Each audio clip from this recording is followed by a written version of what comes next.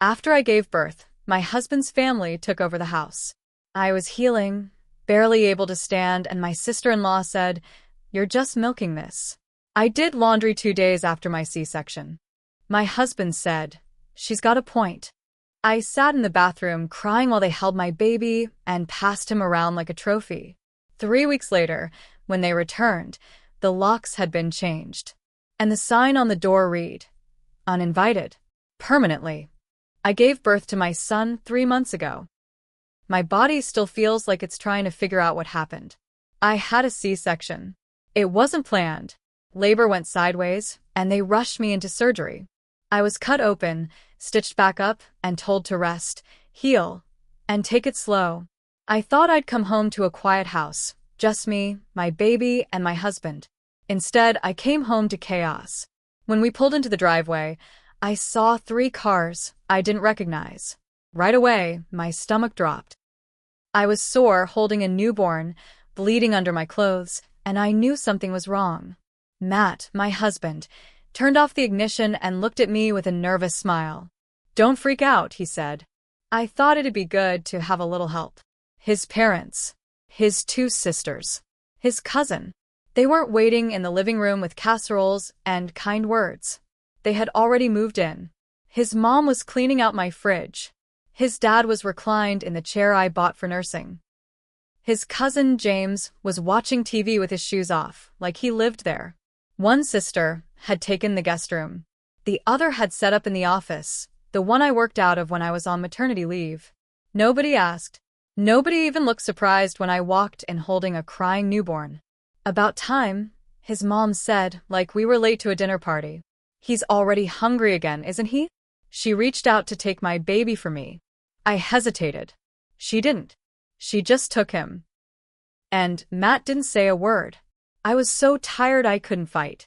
I sat down slowly, holding my belly. I remember bleeding through my pad. I remember the smell of someone else's perfume in my house. I remember hearing his cousin crack a beer in the kitchen. That was day 1. By day 3, I wanted to disappear. They acted like I was just a tenant in my own home. His mom cooked dinner, rearranged my pantry, told me I was feeding the baby wrong. His sisters stayed up late, laughed loud, slammed cabinets, and never offered to help. Not with diapers. Not with meals. Not with anything that actually mattered.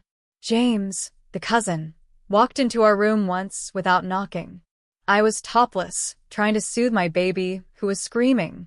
He froze, said, "My bad," and walked out. Matt laughed when I told him about it. "They don't mean anything by it," he said. I asked him if they were going to leave soon. His answer? "They're helping us."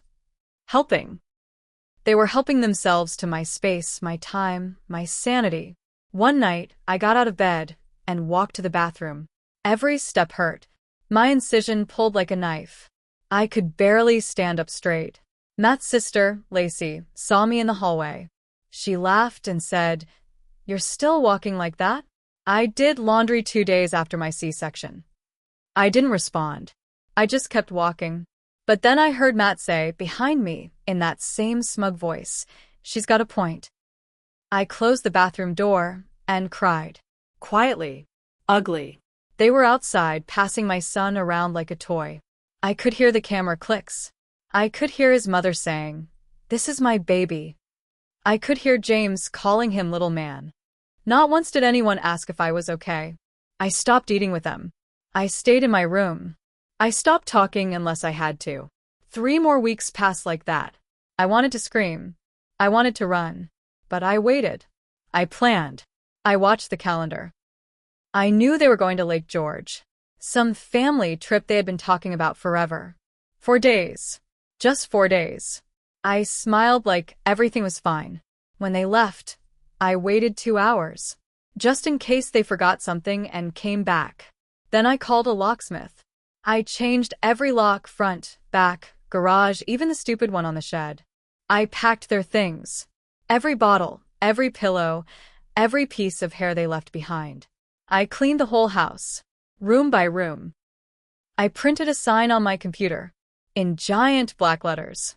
Uninvited. Permanently. I taped it to the door. And then I waited. I knew they'd come back Sunday night. They did. At 9:04 p.m., the camera picked them up. First Lacey, then Matt, then his mom. All three banging on the front door. Screaming my name. Pounding like maniacs. I didn't open it. I didn't need to.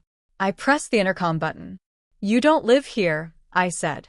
None of you do. This is my house. This is my baby's house. You weren't invited. You're not welcome. Matt screamed something about lawyers. Lacey called me a bitch. His mom said I was unstable. I turned off the intercom. I watched them try the back door. The garage. Every window. All locked. Matt called me 17 times that night. I didn't answer a single one. The next morning, I filed for divorce. Filing for divorce wasn't the end.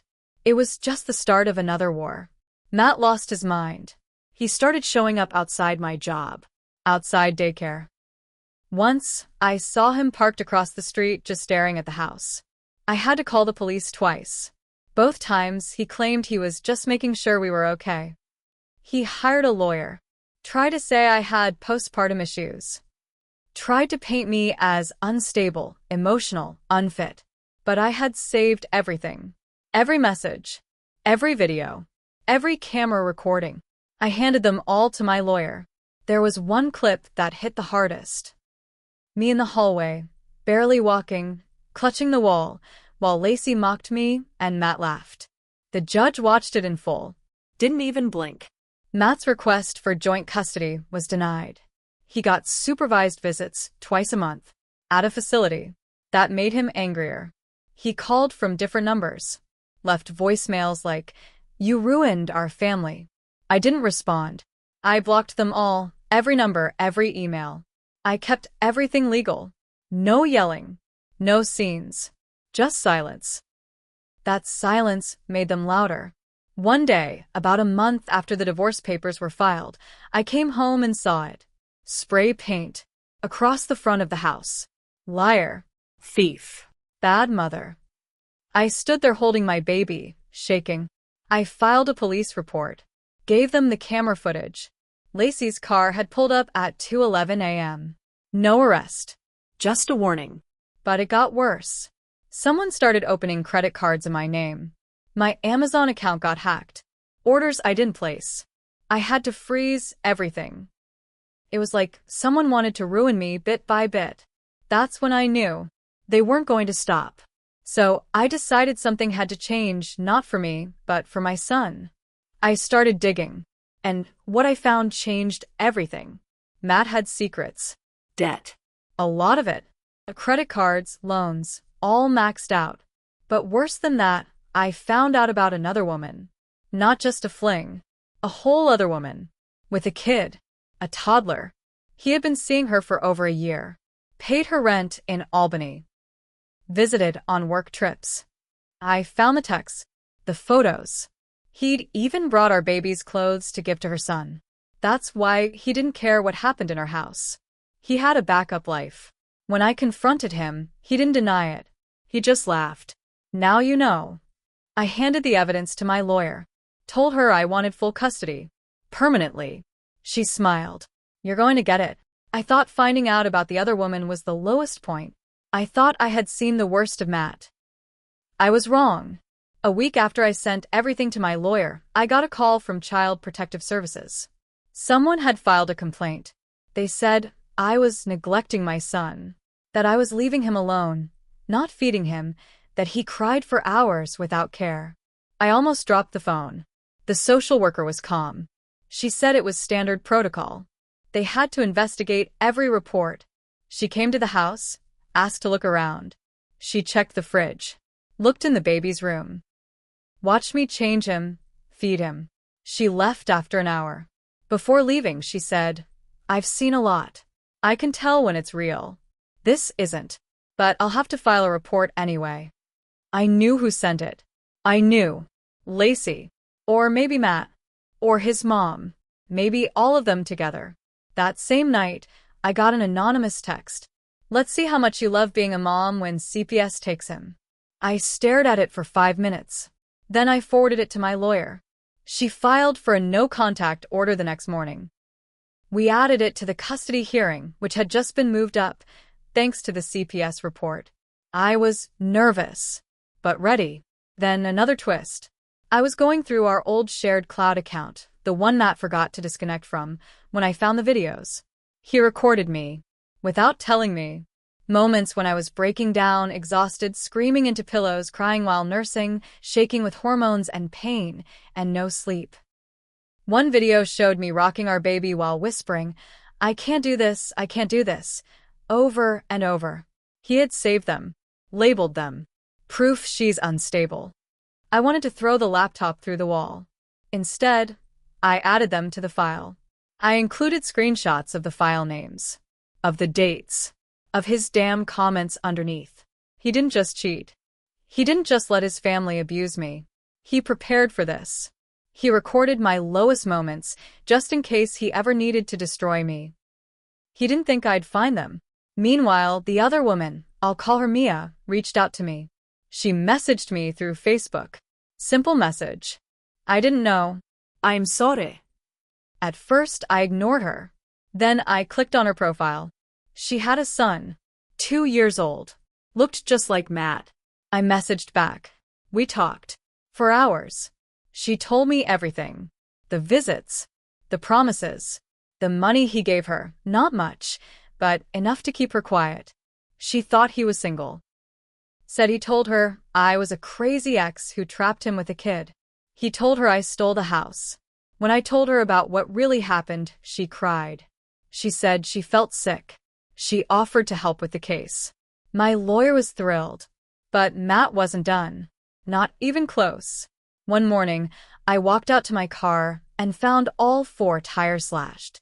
Taped to the windshield was a photo of me, nursing my baby in the rocking chair. A photo that was taken through the window.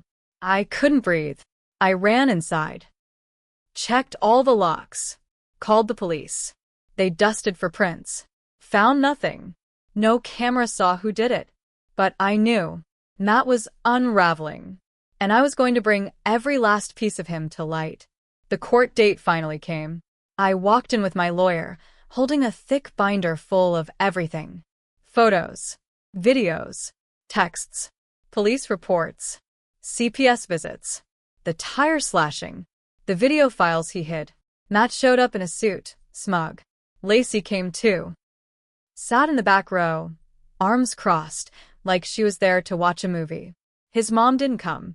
I found out later she'd had a nervous breakdown. That part didn't even feel good.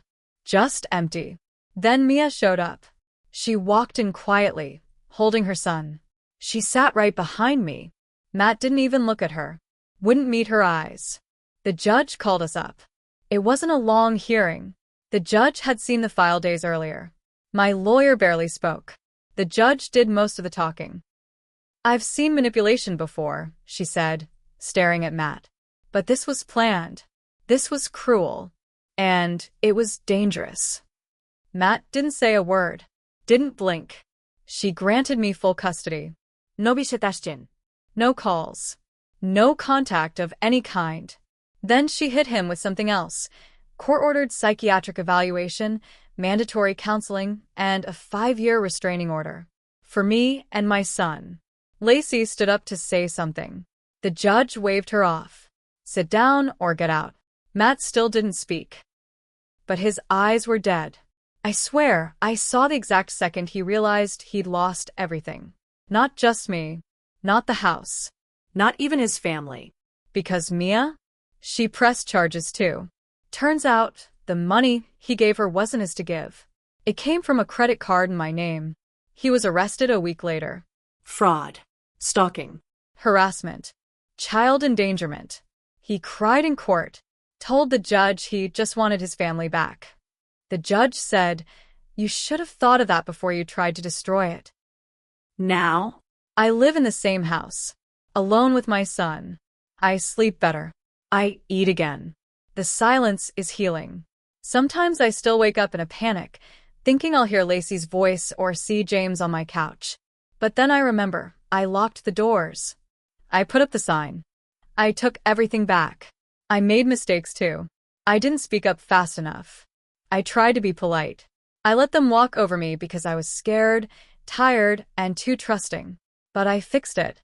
And when people say revenge isn't worth it, I think of the look on Matt's face when the judge said the words, "No contact.